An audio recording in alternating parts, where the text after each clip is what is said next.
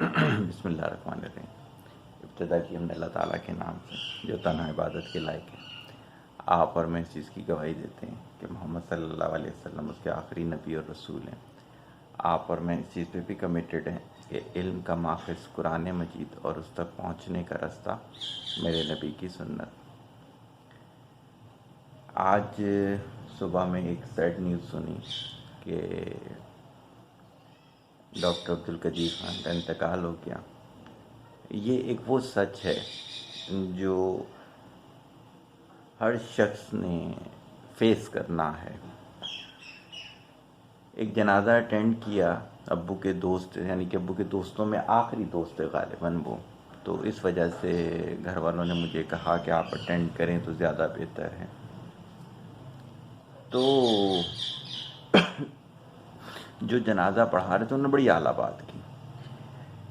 کہتے ہیں یہ دن جو ہے یہ ہر کسی پہ آنا ہے۔ اب کسی کے لیے یہ بہت ہی اعلیٰ دن ہوگا اور کسی کے لیے بہت ہی مشکل دن ہوگا، ڈپینڈنگ آن یور اعمال، آپ کے اعمال کیسے ہیں۔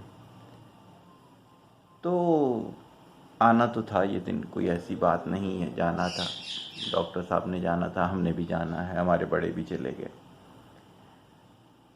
لیکن کیا ہے کہ کچھ یادیں شیئر کرنا چاہتا ہوں ان کے ساتھ کی۔ بچپن سے پڑھتے تھے ان کے بارے میں، بہت متاثر تھا میں ان کی شخصیت سے کہ ایک دفعہ میں پنڈی گیا بھائی کی پاسنگ آؤٹ میں، جو میرے آرمی والے بھائی ہیں ان کی جو پاسنگ آؤٹ تھی، تو رات میں ہم جس ہوٹل میں ٹھہرے اس کے نیچے ایک بک اسٹال تھا، تو میں بھائی سے اجازت لے کے اس بک اسٹال والے کے پاس چلا گیا۔ ایک بوڑھا سا انسان تھا لیکن بک لور تھا، اور بک لور کو پسند کیا کرتا تھا۔ تو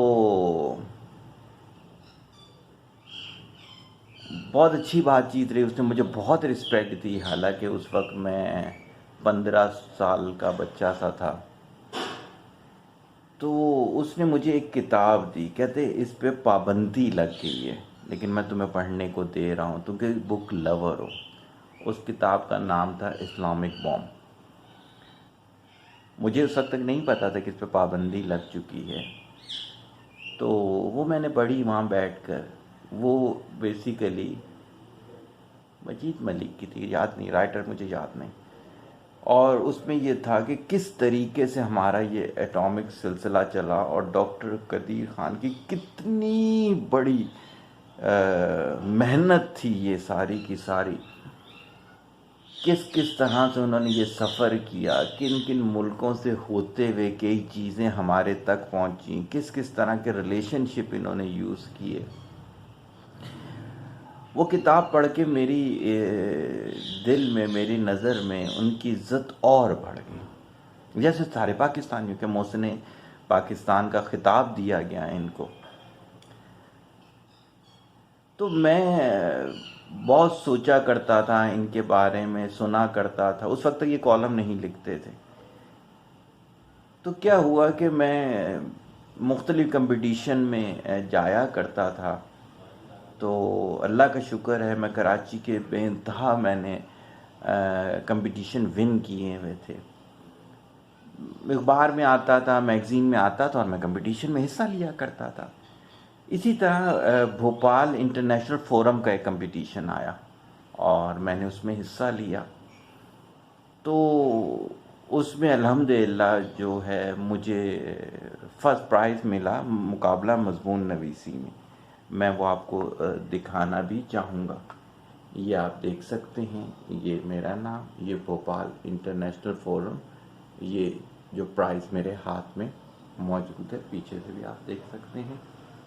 یہ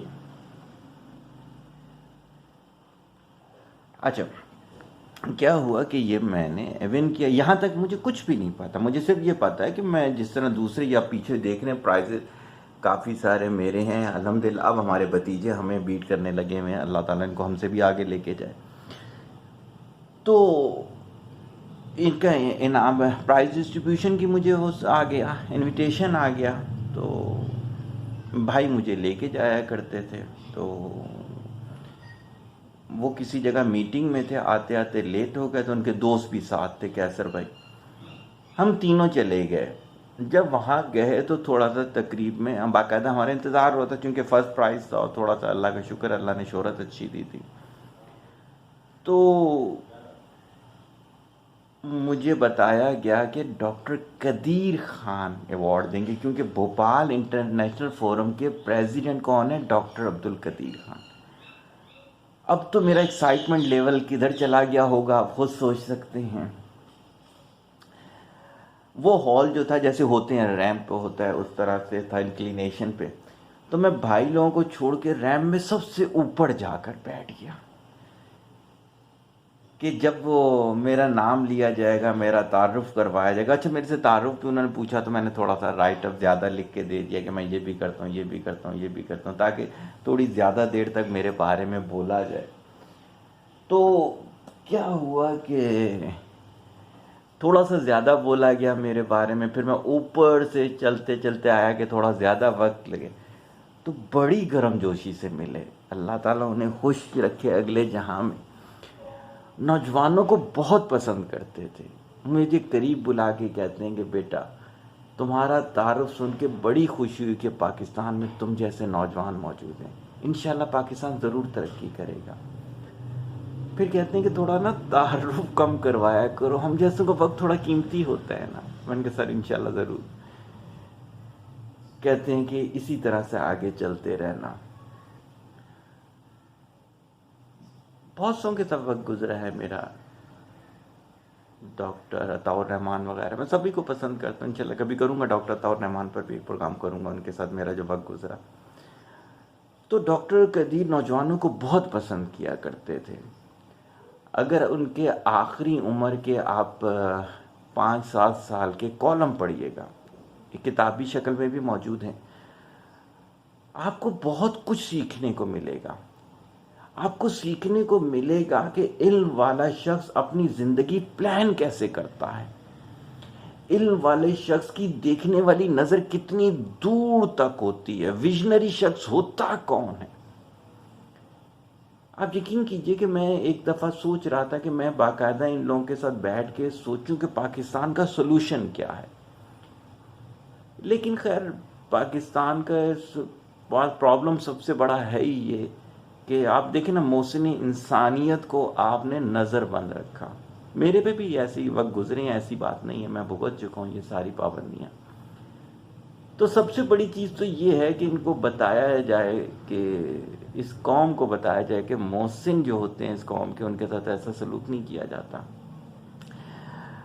میں نے ایک انٹرنیشنل بک پڑھی، سفیر تھے، کوئی یاد نہیں آ رہا، ہالینڈ کے تھے، ناروے کے تھے، کہتے ہیں کہ اگر آپ کے ملک میں 7 ڈاکٹر عبد القدیر ہو جائے نا، آپ کے ملک کی یعنی کہ کایا پلٹ جائے۔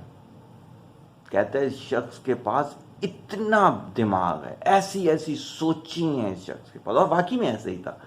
کبھی ان کے ساتھ بیٹھنا تو پوچھنا کہ اچھا کیا کیا کرنا چاہیے، تو وہ بتایا کرتے آٹو موبائل پہ کام کریں، بہت اسکوپ موجود ہے، لائیو اسٹاک پہ کام کریں، بہت اسکوپ موجود ہے۔ خیر ٹیکنالوجی پہ تو انہوں نے بہت کام کروا دیا ہے۔ آپ کو ڈاکٹر قدیر خان کے کارناموں میں سے 5% کے بارے میں بھی نہیں پتا، اور وہ میں بول بھی نہیں سکتا۔ دیکھو کتنی بڑی مجبوری ہے ہماری کہ وہ میں آپ کو نہیں بتا سکتا، لیکن کیا ہے کہ ڈاکٹر قدیر خان واقعی میں محسن پاکستان تھے۔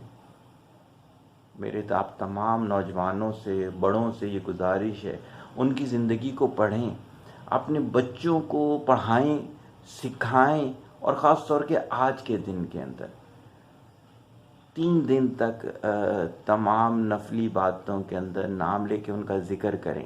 اللہ تعالیٰ ان کے اگلے سفر کو بہتر سے بہتر کرے گا، ہمیں امید ہے، لیکن یہ ہمارا، یہ سمجھ لیں ہم پہ واجب ہے جو یہ کام ہم کریں گے۔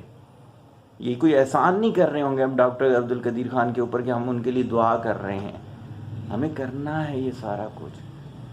اگر ہم یہ نہیں کریں گے اور اپنے بچوں کو یہ نہیں سکھائیں گے نا، تو وہ پھر آپ کی کیا، آپ کی کسی کی بھی عزت نہیں کریں گے۔ ہمیں یہ سیکھنا ہے، ہمیں دیکھنا ہے کہ زندگی سٹرگل والی ہوتی کیا ہے۔ آپ یقین کریں جان کو انہوں نے ہتھیلی پہ رکھ کے کام کیا ہے. ایسے نہیں تھا کمرے میں بیٹھ کے ریسرچ کرنے سے ایٹامک بم بن گیا ہے. بہت ساری چیزیں دوسرے ملکوں سے لے کر آنی تھی, پابندی تھی آپ کے ملک پر. کہاں کہاں سے سفر کرتے ہوئے, کیسی کیسی پی آر یوز کرتے ہوئے یہ سارا کام کیا گیا. اور اگر آپ ایٹامک بم نہ بنا سکتے نا تو انڈیا پیر کے نیچے کچل کے چلا جاتا. آپ کو تو بھی کچھ پتہ ہی نہیں ہے. بہت زیادہ نہیں بولوں گا. میں جانتا ہوں کہ یہ وہ سچ ہے کہ جو سب نے فیس کرنا ہے, لیکن کچھ عرصے تک مجھے ڈاکٹر صاحب ضرور یاد آتے رہیں گے. بہت ساری چیزوں میں ان کو پڑھا بھی ہے اور ان کو قریب سے دیکھا بھی, اور میری خوش قسمتی, میرا خیال تو بہت کم ہے لوگ ایسے ہوں گے جنہوں نے ڈاکٹر قدیر خان سے ایوارڈ لیا ہوگا. میں گارنٹی سے یہ کہہ سکتا ہوں بہت کم لوگ ایسے ہوں گے جنہوں نے ڈاکٹر قدیر سے ایوارڈ لیا ہوگا, اور الحمدللہ ان میں سے میں ایک ہوں. میرے لیے پراؤڈ مومنٹ ہے. انشاءاللہ تعالیٰ مجھے امید ہے کہ جتنے ایسے لوگ اس دنیا سے جا رہے ہیں جو کہ عظیم ہیں, ان سے اگلے جہاں میں میری ضرور ملاقات ہوگی. دعاؤں میں یاد رکھیں. طالب دعا محتاج دعا. السلام علیکم.